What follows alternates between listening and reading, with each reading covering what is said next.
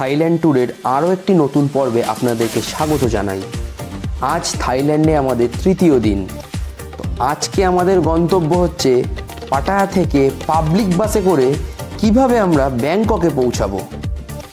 এছাড়াও থাকছে ব্যাংককে পৌঁছানোর পর আমরা কোথায় থাকলাম, কত টাকাই বা রুম ট্যারিফ পড়লো, এছাড়া আর ব্যাংককে পৌঁছে সেই রাতটা আমরা কি করলাম, কিভাবে কাটালাম, এই সমস্ত কিছুর ইনফরমেশন নিয়ে আজকে আমাদের এই ভিডিওটি। তো চলুন দেখতে থাকুন ব্যাংককের প্রথম পর্বের ভিডিও।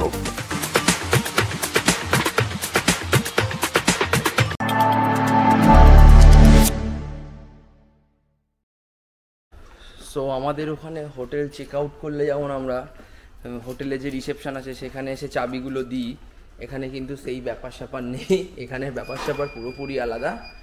তোমরা চেক আউট করার পর দেখো এরকম তোমার লেন টাইপের রয়েছে। এই লনে এসে তোমাদের যে চাবির নাম্বার, আমাদের রুম নাম্বার 1924, সেই রুম নাম্বার অনুযায়ী এখানে কিন্তু তোমাদের বক্স করা আছে প্রতিটা রুম নাম্বার অনুযায়ী। সেই রুম নাম্বার অনুযায়ী এখানে চাবিটা কিন্তু রেখে দিতে হবে। এই হচ্ছে এখানকার সিস্টেম। তো আমরা এখানে রেখে দিচ্ছি চাবি। কী আছে এগুলো? ওকে,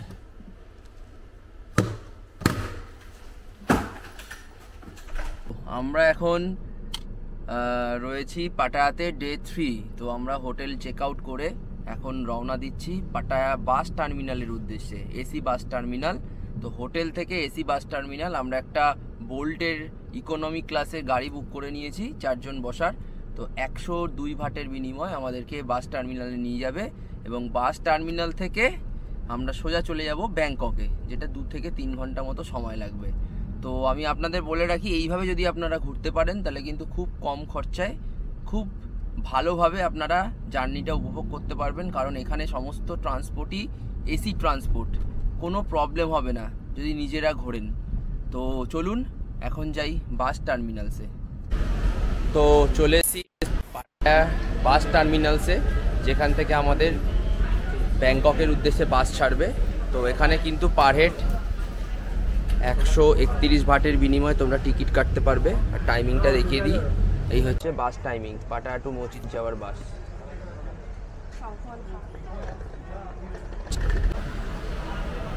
এই টার্মিনালসে কিন্তু লাইন দিয়ে দাঁড়িয়ে রয়েছে পাটায়া থেকে ব্যাংকক যাওয়ার গাড়ি। তো এইখানে বোর্ড লেখা, আমাদের যেমন ট্রেনের টাইমিং থাকে সেরকম টাইম টেবিলের বোর্ড রয়েছে। ওখানে আমাদের বাসের নাম্বার অনুযায়ী টাইম দেবে, সেই মতো আমরা বাসে উঠব। তো এই হচ্ছে আমাদের পাটায়া থেকে ব্যাংকক যাওয়ার বাস। ব্যাংকক বাস স্ট্যান্ডের নাম কিন্তু ইকামাই। ইকামাই হচ্ছে ব্যাংককের বাস স্ট্যান্ড। তো আমরা এখন এই বাসে উঠে পড়ছি, সোজা চলে যাব পাটায়া থেকে ব্যাংকক। তো যেহেতু আমাদের রুকস্যাক রয়েছে, তো রুকস্যাকটা আমাদের এখানেই চলে যাবে। মাত্র 3 ঘন্টার ব্যবধানে আমরা পৌঁছে গেলাম পাটায়া থেকে ব্যাংককের ইকামাই বাস স্ট্যান্ডে। ব্যাংককে আসতেই শুরু হয়ে গেল বৃষ্টি এবং ব্যাংককের ইকামাই বাস স্ট্যান্ড থেকে আমরা বুক করে নিলাম একটা গ্র্যাব কার। যেই গ্র্যাব কারে করে আমরা সোজা পৌঁছে গেলাম আমাদের আজকে ব্যাংককের রাতের ঠিকানা, অর্থাৎ আমরা যে হোটেল বুক করেছি ম্যাড মাঙ্কি হোস্টেলে। ব্যাংককের ইকামাই বাস স্ট্যান্ড থেকে ম্যাড মাঙ্কি হোস্টেল যেতে সময় লাগে কিন্তু মাত্র 1 ঘন্টা, কিন্তু ব্যাংককের রাস্তা এত জ্যাম থাকার জন্য সেই 1 ঘন্টা সময়টাই কিন্তু আমাদের লেগে গেল প্রায় 2 থেকে 2.5 ঘন্টা। তো আমরা ব্যাংকক বাস টার্মিনালসে নেমে পড়েছি অলরেডি 3:30 নাগাদ, বাট ঘড়িতে এখন বাজে 4:30, 4:45 সম্ভবত। এতক্ষণ ধরে আমরা যেহেতু ব্যাংকক বাস টার্মিনালস থেকে আমাদের যে হোটেল বুক করা আছে ব্যাংককের ম্যাড মাঙ্কি হোস্টেল, সেই হোস্টেলে যাব, তার জন্য ক্যাব বুক করতে হবে। ব্যাংকক বাস টার্মিনালস থেকে হোটেলের ডিস্টেন্স দেখাচ্ছে মোটামুটি তোমার 9 কিলোমিটার মতো। মানে 1 ঘন্টা সময় লাগবে, কিন্তু গাড়িতে করে যাচ্ছি, গাড়ি চলছেই না, কারণ ব্যাংককের রাস্তা যেহেতু ক্যাপিটাল থাইল্যান্ডের, প্রচণ্ড পরিমাণে জ্যাম। দেখো প্রচুর পরিমাণে জ্যাম, গাড়ি একটুখানি যাচ্ছে আর দাঁড়িয়ে পড়ছে, যাচ্ছে আর দাঁড়িয়ে পড়ছে, এত জ্যাম। তো দেখি কতক্ষণ লাগে ব্যাংককের হোটেলে পৌঁছাতে, হোটেলে গিয়ে দেখাচ্ছি তোমাদের। তো ঘড়িতে বাজে এখন বিকেল 5টা। আমরা অবশেষে এসে পৌঁছালাম থাইল্যান্ডের রাজধানী ব্যাংককে, যে রাতের ঠিকানা আমাদের, সেই রাতের ঠিকানায়, অর্থাৎ ম্যাড মাঙ্কি হোস্টেলে।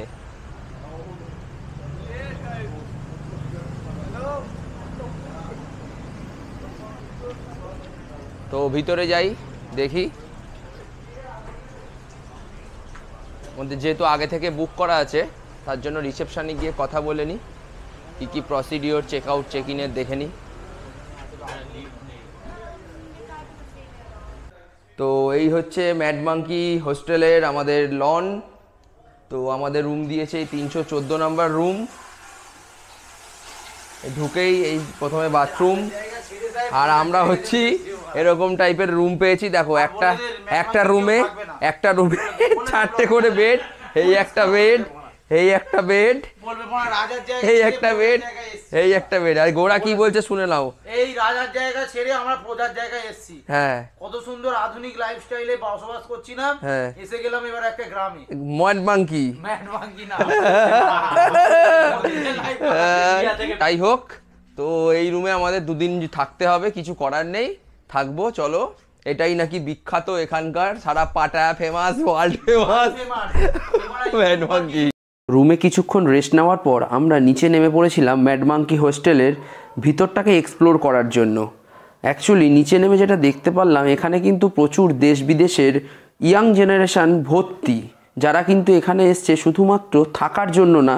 অ্যাকচুয়ালি ম্যাড মাঙ্কি হোস্টেলের নিচেই রয়েছে একটা বার কাম রেস্টুরেন্ট, যেখানে কিন্তু পাপ ক্রল এদের বিশাল ফেমাস। তো সেই পাপ ক্রলকে এনজয় করার জন্যই কিন্তু এরা বেসিক্যালি এই ম্যাড মাঙ্কি হোস্টেলটাকে বেছে নেয়। তো চলুন দেখাই সেই বিশেষত্ব ম্যাড মাঙ্কি হোস্টেলের ভিতরে। আর একটা কথা, এখানে কিন্তু আপনাদেরকে ওয়েলকাম ড্রিঙ্কস একটা ফ্রিতে এরা প্রোভাইড করে। এটা হচ্ছে আমাদের ওয়েলকাম ড্রিঙ্কস, এখান থেকে দিল অ্যাজ টাইপ অফ অ্যালকোহল এবং সব কিছু মিক্স করেই আমাদের এটা বানিয়ে দেওয়া হলো এখান থেকে, ফ্রি অফ কস্ট। এটা সেই ম্যাড মাঙ্কির যে হোটেলটা,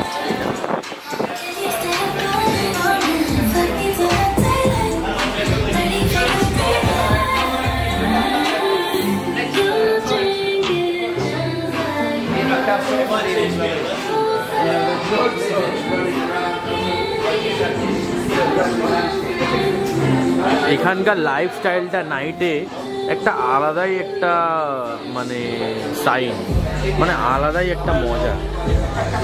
এটা দেখুন, এই যে সুইমিং এরিয়া কত সুন্দর, অসাধারণ অসাধারণ লাইটিং, অসাধারণ ম্যানেজমেন্ট, অসাধারণ সব কিছু। কিছুক্ষণ ম্যাড মাঙ্কি হোস্টেলে টাইম স্পেন্ড করার পর আমরা চলে গিয়েছিলাম ব্যাংককের সেই বিখ্যাত নাইট লাইফ এনজয় করতে, অর্থাৎ ব্যাংককের সেই বিখ্যাত রোড খাও সান রোডে। তো ব্যাংককের নাইট লাইফ এক্সপ্লোর করতে বেরিয়েছি আমরা 4 বন্ধু মিলে। তো এই আমরা চলে এসেছি খাও সান রোড ইন ব্যাংকক। তো এখানে শুনেছি পোকামাকড়, কুমির, ব্যাঙ, ছাগল, সাপ সব পাওয়া যায়। তো দেখি সেইগুলো এক্সপ্লোর করবো, দেখাবো তোমাদেরকে। চলো দেখতে থাকো। বাবা এইগুলো কি? বাবা বাবা এটা কি ক্রোকোডাইল? খাচ্ছে সাপ, সাপ। ওকে ওকে, ককরোচ খাচ্ছে। এই যে খাবে খাবে খাবে খাবে।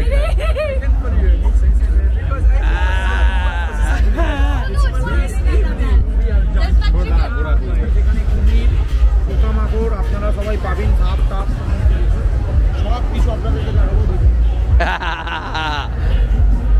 অ্যালিগেটর, এই হচ্ছে কুমির। কুমির এই সেই কুমির গ্রিল, মানে ফ্রাই করে দিয়ে দে বারবিকিউ। সামনে ছিল, চলে গেছে। What is this? Cockroach? What is this? Cockroach. Scorpion. Oh baba.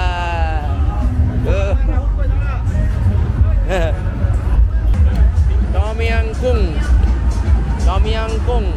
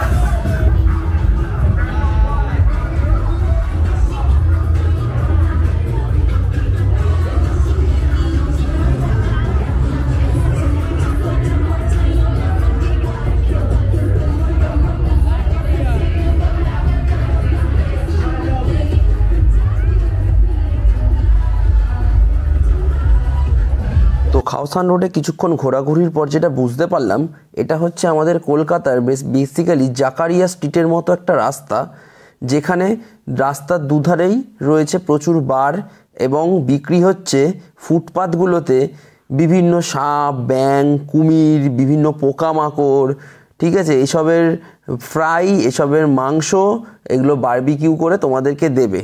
তো এই রাস্তাটাতে হাঁটলে ভালোই উপভোগ করতে পারবে, কিন্তু এত পরিমাণ গন্ধ যে গন্ধর চোটে তোমাকে বেশিক্ষণ এখানে থাকতে পারবে না, কারণ পোকামাকড় ফ্রাইয়ের একটা বিষাক্ত গন্ধ হয়। তো কিছুক্ষণ ঘুরে আমরা আবার ফিরে গিয়েছিলাম আমরা হোটেলে।